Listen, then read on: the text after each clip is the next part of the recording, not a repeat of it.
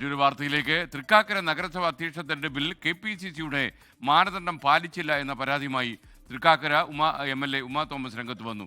DCCയുടേത് ഏകപക്ഷീയമായ തീരുമാനമെന്ന് ചൂണ്ടിക്കാണിച്ച് KPCCയെ തന്റെ അതൃപ്തി അറിയിച്ചു. ബിപിൻ സി വിജയൻ വിവരങ്ങളുമായി ചേരുന്നു കൊച്ചിയിൽ നിന്ന്. ബിപിൻ, ഏത് സാഹചര്യത്തിലാണ് ഉമാ തോമസ് ഇങ്ങനെ പരാതി ഉയർത്തുന്നത്?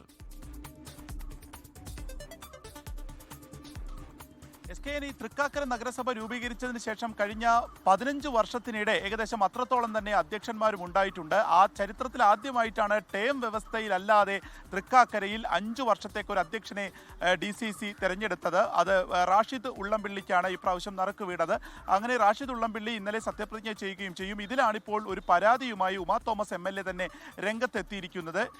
ഒരു ഏകപക്ഷീയമായ ഒരു തീരുമാനമാണ് DCCയുടെ ഭാഗത്തുനിന്നുണ്ടായത്. ഒരു കൂടിയാലോചന ഉണ്ടായില്ല എന്നുള്ളതാണ്. തൃക്കാക്കര നഗരസഭയിൽ 2 പേർ ഈ ഒരു അധ്യക്ഷ സ്ഥാനത്തേക്ക് വാദം ഉന്നയിച്ചിരുന്നു. റാഷിദ് ഉള്ളംപിള്ളിയും ഒപ്പം തന്നെ മുൻ അധ്യക്ഷനായിരുന്ന ഷാജി വാഴക്കാലയും.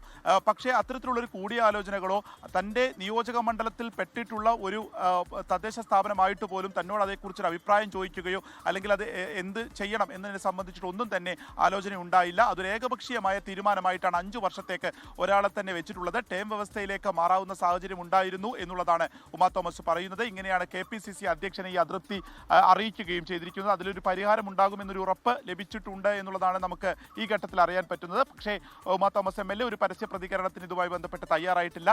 കൊച്ചി കോർപ്പറേഷനിൽ നിന്നിട്ടുള്ള ആ ഒരു കോൺഗ്രസിന്റെ ഭിന്നത, ആ ഒരു ഗ്രൂപ്പ് തർക്കങ്ങൾ, ഇതിന്റെയൊക്കെ ബാക്കി പത്രം തന്നെയാണ് ഇപ്പോൾ തൃക്കാക്കരയിലേക്ക് കൂടി വ്യാപിച്ചിരിക്കുന്നതെന്ന് നമുക്ക് വിലയിരുത്താം. ലോകത്തെവിടെയായാലും ഏത് സമയത്തും 24 വാർത്തകളും ഓഗ്മെന്റഡ് റിയാലിറ്റി പാക്കേജുകളും എക്സ്പ്ലെയിനറുകളും വിശദമായി കാണാൻ ഞങ്ങളുടെ യൂട്യൂബ് ചാനൽ നിങ്ങൾക്ക് സബ്സ്ക്രൈബ് ചെയ്യാം.